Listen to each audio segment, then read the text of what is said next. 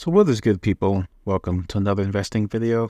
In this video, we are continuing our investing $1 a day series. This time we're in episode 27, which means we need to have a minimum of $189 invested into each asset. So we're going to jump right into metals. As you can see at the top, metals have been doing very well recently. They they were doing really well, and then they dropped down, and now they're doing well again. So it's just been up and down. If we look at my Mint wallet, we can see my investment. I have $117.78 invested in gold, $72.28 invested in silver, for a total value of $190.06. So that's how much did I actually put in. But if we look at the value, we can see the value of gold is $122.68, value of silver $69.51, for a total value of $192.19. So we are up by about $2 on our metals investment. We're up both on gold and on silver, up way higher on gold, but we're still up on both. We can see how well it has done just within the past few days and weeks. It has jumped up. So this was my last buy-in of gold, and you can just see it jump up there. Silver has been kind of just up and down like crazy, but it is still up compared to the last time that I bought way back here. And so we are doing really well in both gold and silver. We don't have enough yet. I'm at 189 for this week, and so we are just $1 off before we need to put another investment into metals. So we're just going to leave it as is right now, but we are up, which is good to see. So jumping into stocks, here we are in Robinhood, and we can see that over the week we are down by less than 1%. So we're basically breaking even. I did get $1 in Bitcoin for doing their Robinhood Earn, and we can see that $1 is now sitting at $1.05. So it's a little bit more money, a little extra. Over the week, Bitcoin has been up by 3.5%. Bitcoin is doing some crazy things. Once again, just like everything else, it was up, then it went down, and now it's gone back up. So that's good to see. If we jump into the stocks, we got Starwood Property Trust. We can see we are just down by 1% over the week. It's sitting at $20 a share. If we look at our total value, we have a total return of $3.78. So we are up by 20.97%. So almost 21% returns. We do have a dividend coming in on January 16th, and it's going to be 50 cents, and that is for a little over 1 share. So that's good to see. I believe that we did get a stock lending payment, but we'll look at that in a second. So the analysis, we're sitting at a 71% buy and a 28% hold. If we look at the history, actually, we did not get a stock lending payment, not recently. It's not showing anything up within the past 30 days. So we are just getting that dividend payment coming in on the 16th, so 10 days from now. So that's going to be nice to see. It's going to bring our total value up. EOG Resources, so we are down by 1.20%. So not much, basically breaking even. Our total return is $1.54 for a return of 1.79%.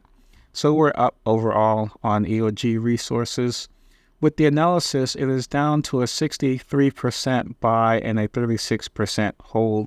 So the analysis has not been doing well. You can see right here just some of the statements that people are making. The bulls are saying having assets in multiple bases enables EOG to shift capital as market continues. Market conditions dictate prioritizing oil or gas volume as appropriate and sidestepping areas where costs have out. Don't need to read the rest of that.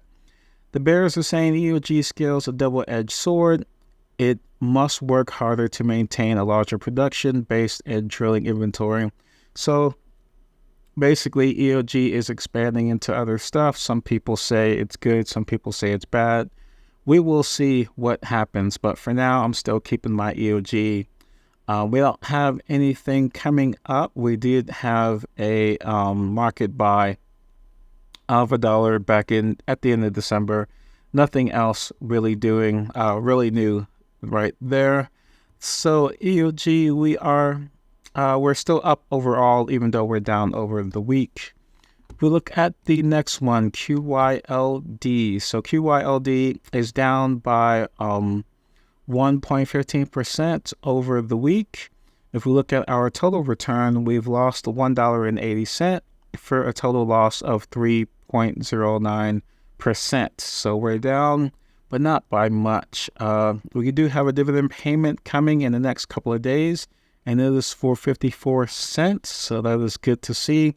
Getting dividend payments each and every month, and we can see the history of the dividend payments. So they've all been around 50 cents. The last two being at 52 cents.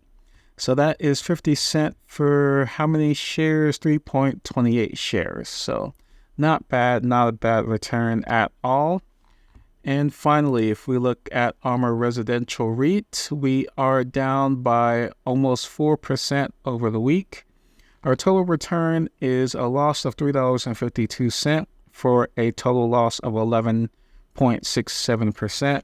So ARMOUR Residential REIT has not been doing well lately, but the dividend payments are still coming in, so I'm going to keep holding on to it. We can see over the history we had the last dividend payment was 55 cents, and then we did have a stock lending payment as well of 1 cent. So we're still making some passive income from it, even though the overall value of the shares have been going down. And keep in mind, we only have about 1.5 shares, so that's 50 cents for 1.5 shares, which is still pretty good. So all in all, we are just a little bit up on stocks, not really much of a difference there. If we jump into crypto, so here we are on DEX Finance. Our US DEX stake is still just sitting there. $32.45 is the value right now. We're earning 10% APR. We have earned 10 cents and rewards, and we have a principal release of 26 cents. So I'm not really doing anything with this, just kind of leaving it there, checking it every once in a while just to see what it's doing, but I'm not expecting much. If we go to our vaults, so I had here it is. So I had a vault for AVAX. If we go to open the vault, so AVAX, once again, like everything else, it was going up and then it went down. And so AVAX, when I first deposited, it was at $71.34. Now it's sitting at 66 cents, just because the value of AVAX has gone down. However, the crazy thing is, so AVAX has gone down by 14% over the week, but I've actually only lost 7% basically just from keeping it in this pool. So that actually saved me from losing a lot more money. I do have a yield of 41 cents, and so that is how much we are getting in interest for yield farming in this pool. The actual APR for the pool is 20.73%. So that is what we can expect for 0.06% daily. And there is over $4,000 in the pool right now. So that is how things are going. If we take a look at the performance, whereas it looks like they might have gotten rid of, actually no, they replaced it with this. So this is the new performance. And remember these are a new vault system, so I am getting used to the new vault.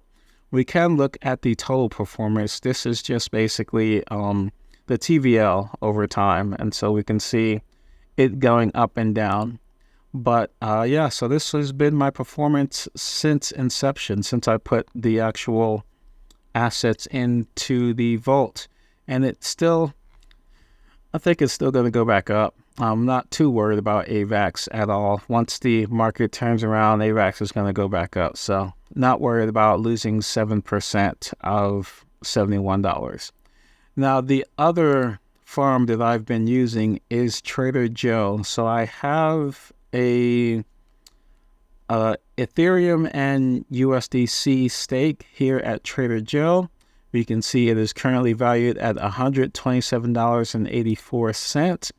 And the rewards that I've gotten is $5. So I've earned $5 from staking my tokens here.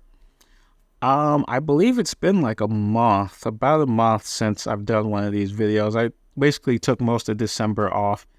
And so this is a month return on my $127, which is not bad. That's like, what is that? That's like 4%. Got like about a 4% return in 1 month, which is really good. I'm actually thinking about keeping stuff in here. I might actually move over. If I can see that they have some AVAX pools, I might actually move my stuff out of Dex Finance and over here, just because the volume over here is so high. It's a much higher volume here. And so that's why I'm able to earn more from my yield farming. Because if you're not familiar with yield farming, basically you're getting paid in trading fees for whatever token pair you put in. And so if there's a lot of volume on the pool, then you're getting paid a lot of trading fees. And so this one is looking really good. If I can get 4% in 1 month, that's actually really, really good. So I will take a look at this. I'll take a look at some of their AVAX stuff. Let me switch my network over to Avalanche. And yeah, these are some really high APRs. So I would be with the auto pools, and I would most likely put it into this one. Yeah, this is the one that I would use. And so we're looking at a really, really high APR. Now this is estimated. This is an estimated APR. It's not going to be that the whole time. It's just looking for the 24 hours.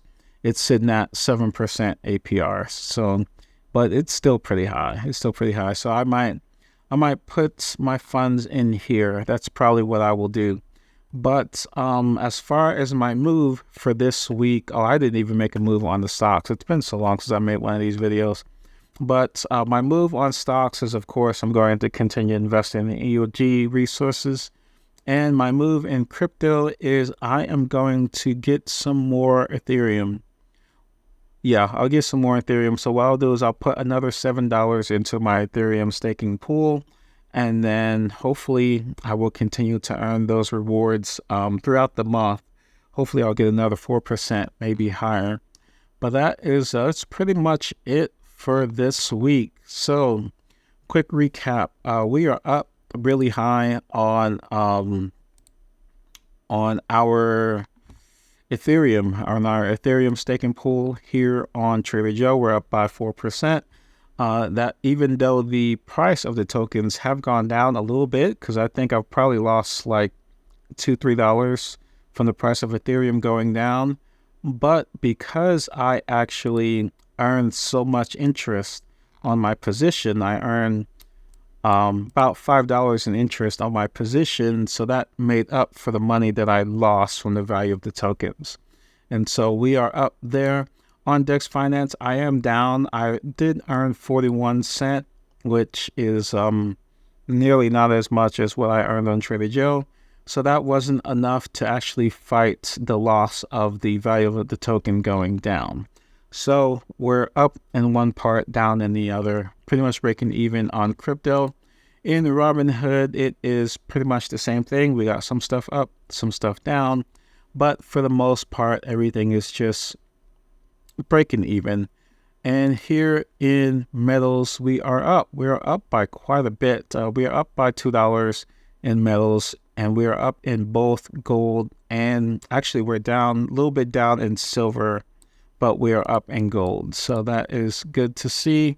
So that is pretty much it for this week. So I am going to be continuing doing this every week once again. And if you have any questions, or if there's anything you want me to jump into, just let me know in the comments below. As always, thank you so much for watching, and I will catch you guys in the next video.